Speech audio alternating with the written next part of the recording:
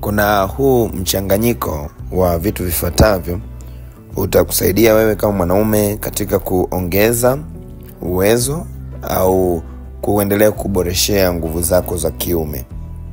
Na kama utakuwa unautumia, jitahidi kutumia kila siku. Ukishindwa kutumia kila siku, basi jitahidi kutumia kila baada ya siku 2 au siku 3. Hii bado itakuwa ni nzuri sana. Ukipata nafasi, tafuta matunda yafuatayo. Tafuta ndizi, tafuta tikiti, tafuta tende. Alafu tafuta korosho, tafuta maziwa ya fresh.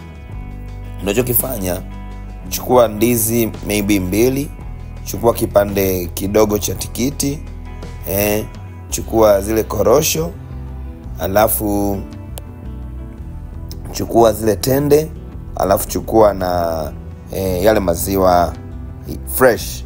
Unachokifanya, blend it, tengeneza kitu kama smooth, tengeneza ile juice. Ukiweza tafuta glass moja nzuri, kunywa juice yako. Kunywa leo, ukikaa kesho kunywa, kesho kutokunywa.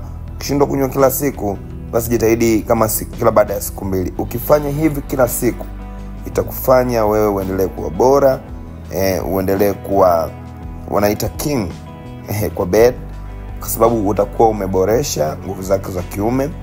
Hii faida yake itakuongezea natural energy ambayo itakusaidia wewe kuweza kustahimili tendo kwa muda mrefu, lakini pia na kutoa shahawa ambazo zina nguvu. Kwa hiyo hata kwenye utungishaji wa mimba itakuwa si changamoto pia, kwa sababu utakuwa una uwezo wa kuzalisha kitu ambacho ni bora zaidi. Ni kutakia wakati mwema. Karibu, endelea kutufuatilia Afya Key TV.